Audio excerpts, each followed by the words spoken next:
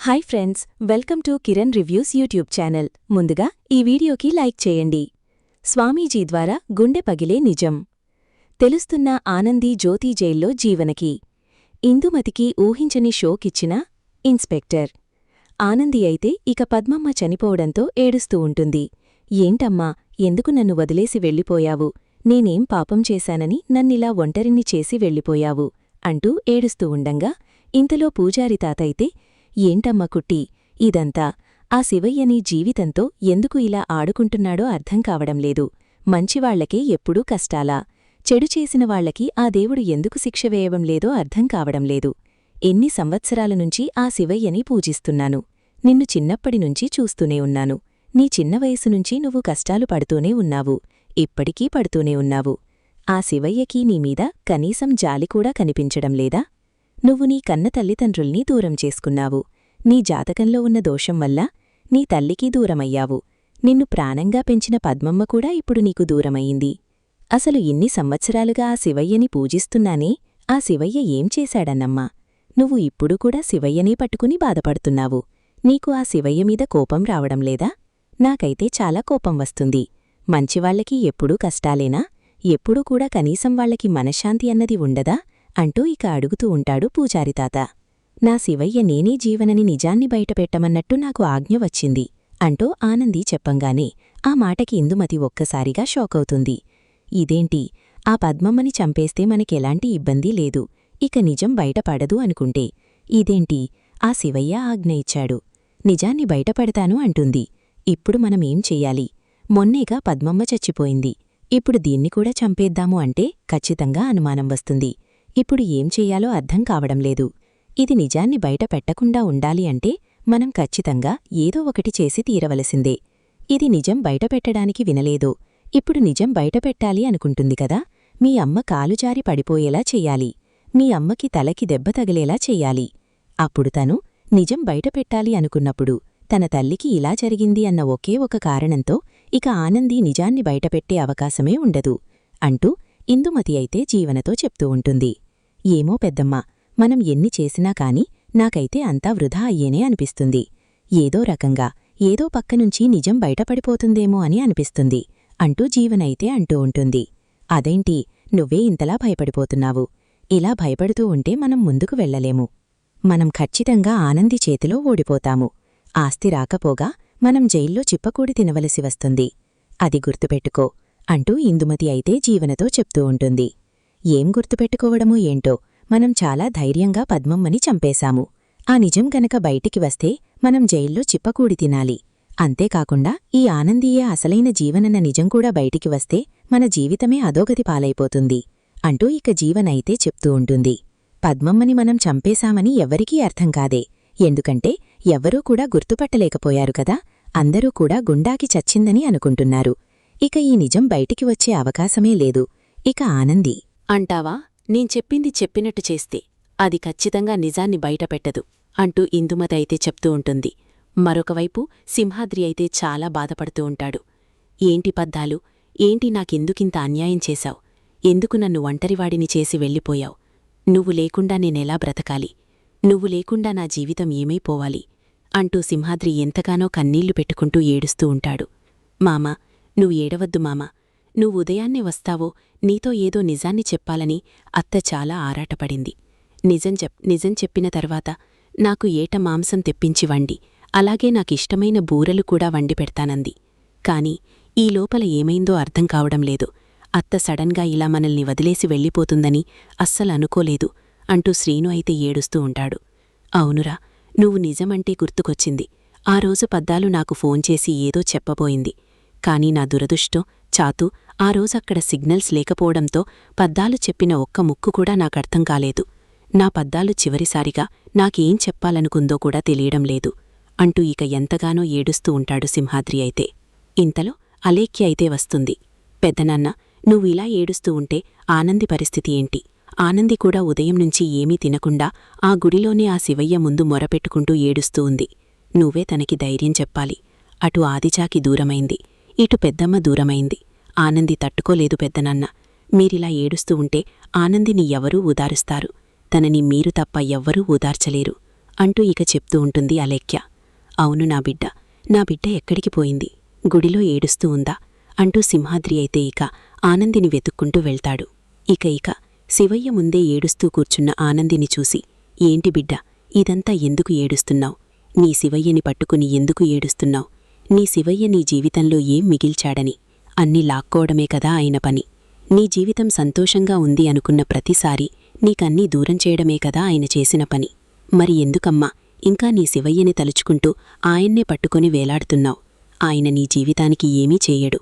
ఇక మీదట శివయ్య శివయ్య అనడం వదిలిపెట్టేయ్ అంటూ సింహాద్రి అయితే అంటూ ఉండంగా, లేదు నాయనా, నా శివయ్య ఎప్పుడూ తప్పు చెయ్యడు. ఎప్పుడూ కూడా తను ఒకరిని బాధపెట్టాలని చూడడు. ఇదంతా జరగడానికి ఏదో కారణం ఉండుంటుంది. అసలేం జరిగిందో అర్థం కావడం లేదు. నాకసలు అమ్మ ఎలా చనిపోయిందో కూడా తెలియడం లేదు. ఇదంతా ఒక కల అయితే బాగుండు అనిపిస్తుంది అంటూ ఆనంది అయితే ఏడుస్తూ ఉంటుంది. సరే బిడ్డా, రా ఇంటికి వెళ్దాము అంటూ సింహాద్రి అయితే అంటూ ఉండంగా, లేదు నాయనా, నేను కొంతసేపు ఈ గుడిలోనే ఉంటాను, నన్ను ఒంటరిగా వదిలిపెట్టేయండి అంటూ ఇక ఆనంది అయితే అడుగుతూ ఉండంగా ఇక సింహాద్రి అయితే అక్కడ్నుంచి వచ్చేస్తాడు. ఇంతలో ఇక జ్యోతి అయితే అప్పుడే సింహాద్రిని అడుగుతూ ఉంటుంది. సింహాద్రిగారు, కుట్టి ఎక్కడా అంటూ అడుగుతూ ఉండంగా, తను ఆ గుడిలోనే బాధపడుతూ ఉందమ్మా. తను రమ్మంటే రావడం లేడు. నా బిడ్డని ఎలా ఓదార్చాలో కూడా నాకర్థం కావడం లేదు అంటూ ఉండంగానే ఇక జ్యోతి అయితే, సరే సింహాద్రిగారు, నేను కుట్టి దగ్గరికి వెళ్ళి తనతో మాట్లాడి ఇంటికి తీసుకువస్తాను అంటూ ఇక జ్యోతి అయితే బయలుదేరుతుంది. ఇంతలో ఏడుస్తూ ఉన్న ఆనంది దగ్గరికి జ్యోతి అయితే వస్తుంది. కుట్టే, ఇదంతా ఎందుకిలా ఏడుస్తూ ఉన్నావు? ఎన్ని రోజులని ఏడుస్తూ ఉంటావో పద్మమ్మ. దూరం అవ్వడం మా అందరికీ బాధగానే ఉంది. కాని నువ్విలా కన్నీళ్లు పెట్టుకుంటూ ఉంటే మేం సహించలేకపోతున్నాము అంటూ జ్యోతి అయితే చెప్తూ ఉంటుంది. ఏం చెయ్యమంటావు జ్యోతమ్మా? అమ్మ నన్ను ప్రాణంగా పెంచింది. తన కడుపున పుట్టకపోయినా నన్ను తన గుండెల్లో పెట్టుకుని పెంచుకుంది. నాకోసం తను ఎప్పుడూ కూడా ఎంతో త్యాగం చేస్తూ ఉండేది. నన్ను కంటికి రెప్పలా కాపాడుకుంది. అలాంటి అమ్మని సడన్గా ఆ శివయ్య దూరం చేసేసరికి నేను నా బాధని ఎవరితో చెప్పుకోవాలో అర్థం కావడం లేదు అంటూ ఆనంది అయితే ఏడుస్తూ ఉంటుంది. అప్పుడే జ్యోతి అయితే, నీకు నేనున్నాను, నన్ను కూడా జ్యోతి అమ్మ అని పిలుస్తావు కదా, నేనే నీ తల్లిననుకో, నువ్వు ఏడుస్తూ ఉంటే నేను సహించలేను అంటూ ఇక జ్యోతి అయితే చెప్తూ ఉంటుంది. ఇంతలో అప్పుడే ఒక స్వామీజీ అయితే వచ్చి, నిన్ను కన్నతల్లి అనుకోవడమేంటమ్మా, నువ్వే ఆ బిడ్డకి కన్నతల్లివి, ఈ విషయం ఎప్పటికి తెలుసుకుంటావు అంటూ అడుగుతూ ఉంటాడు స్వామీజీ అయితే. ఆ మాటకి ఒక్కసారిగా షాకవుతారు ఆనంది జ్యోతి ఇద్దరూ కూడా. అప్పుడే ఇంతలో ఇక స్వామీజీనైతే జ్యోతి అడుగుతూ ఉంటుంది. ఏమైంది స్వామీ, మీరేం మాట్లాడుతున్నారో నాకర్థం కావడం లేదు అంటూ ఉండంగా, ఏం మాట్లాడేదేముందమ్మా, నీ కన్న బిడ్డని నీ పొత్తిండల్లో పెంచుకున్నా నీ బిడ్డని నువ్వు గుర్తుపట్టలేకపోతున్నావు. నీ బిడ్డేమో నిన్ను అమ్మా అని పిలిస్తే ఎక్కడ నీకు ప్రాణగండమో అని తను కూడా నీకు దూరంగానే ఉంటుంది. కాని నిజానికి తను నిన్ను అమ్మా అని పిలిస్తే నీకు ఎలాంటి ప్రాణగండం లేదు, నువ్వు క్షేమంగానే ఉంటావు అంటూ ఇక చెప్తూ ఉండంగా, ఏంటి స్వామి మీరనేది, నేను అమ్మా అని పిలిస్తే అమ్మ క్షేమంగా ఉంటుందా అంటూ అడుగుతూ ఉండంగా, అవును బిడ్డా, నువ్వు నీ కన్నతల్లిని అమ్మ అని పిలిచినంత మాత్రాన నీ తల్లికి ఎలాంటి ప్రాణగండం లేదు. నువ్వు ఒకరి చేతిలో మూసపోయావు. నిజం తెలుసుకోకుండా ఇన్ని రోజులు నువ్వు నీ తల్లిదండ్రికి దూరమయ్యావు. ఇప్పుడు నీ తల్లి దగ్గరికి నువ్వు చేరుకునే సమయం వచ్చింది. నిన్ను పెంచిన తల్లి తన ప్రాణాలే అర్పించింది. నువ్వు నీ తల్లిదండ్రితో కలవాలని తన కులదేవత అయిన ఎల్లమ్మకి మొక్కుకొని తన ప్రాణాలు బలి తీసుకుని నిన్ను నీ తల్లిదండ్రిని ఒకటి చెయ్యమని కోరుకుంది ఆ దేవత. కాని తన ప్రాణాలు పోవడానికి మాత్రం కారణముందమ్మా. తన ప్రాణాలు అన్యాయంగా తీసేసింది ఆ ఇంట్లో వాళ్లే అంటూ ఇక స్వామీజీ చెప్పంగానే ఆ మాటకి ఒక్కసారిగా షాకవుతారు ఆనంది జ్యోతి ఇద్దరూ కూడా. ఏంటి, నా తల్లిని చంపేశారా? ఎవరు చంపారు స్వామీ అంటూ అడుగుతూ ఉంటుంది ఆనంది.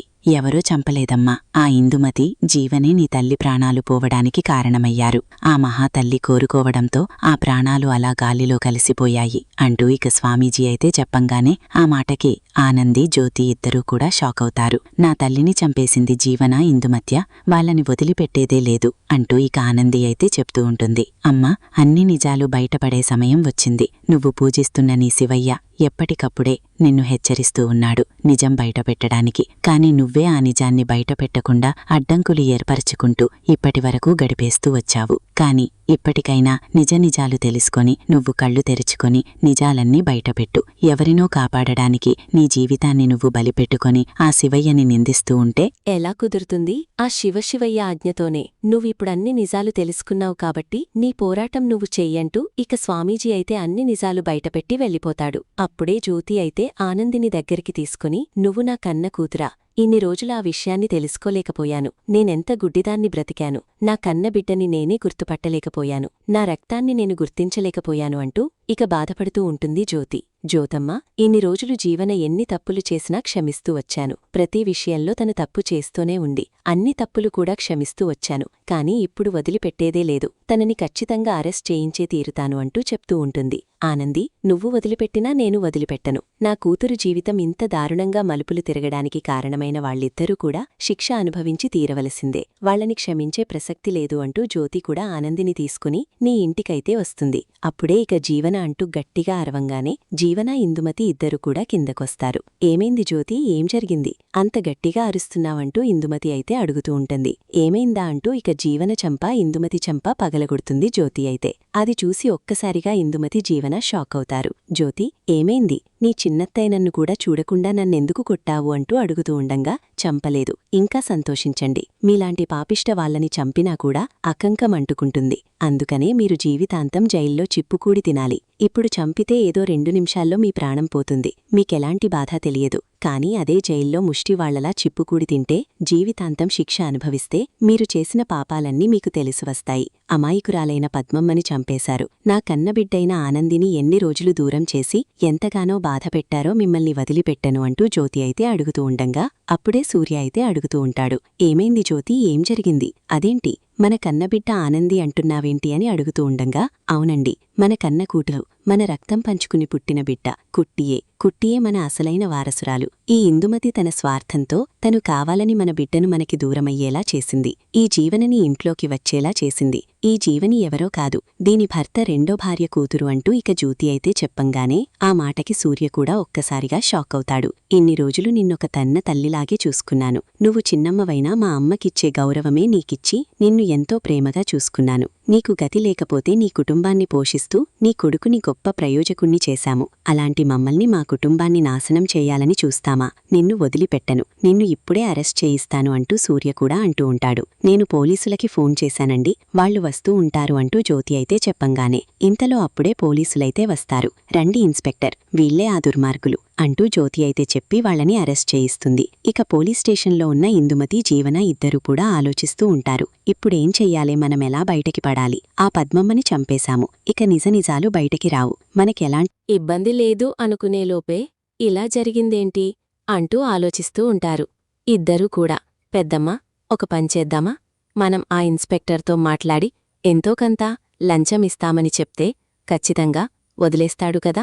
మనం బయటికి వెళ్లిన తర్వాత ఆస్తి ఏదో రకంగా మనకి వచ్చేలా చేసి ఆ పద్మమ్మని చంపినట్టే అవసరమైతే జ్యోతి, సూర్యులను కూడా చంపేసి వాళ్ల చేతి సంతకాలు పెట్టించుకుని ఆస్తి మన చేతికి వచ్చేలా చేసుకుందాము. పద్మమ్మని ఎలా సులువుగా చంపేశామో వాళ్లని కూడా చంపేద్దాము అంటూ జీవన అయితే చెప్తూ ఉంటుంది. సరేనే, ముందా ఇన్స్పెక్టర్తో మాట్లాడదామంటూ ఇన్స్పెక్టర్నైతే పిలుస్తారు. పద్మమ్మ, జీవన ఇద్దరూ కూడా. ఏంటి, ఏం కావాలి అంటూ అనంగానే, అది కాదు, మమ్మల్ని దయచేసి వదిలేస్తే మేం బయటికి వెళ్లిన తర్వాత మాకు రావలసిన ఆస్తి వస్తుంది.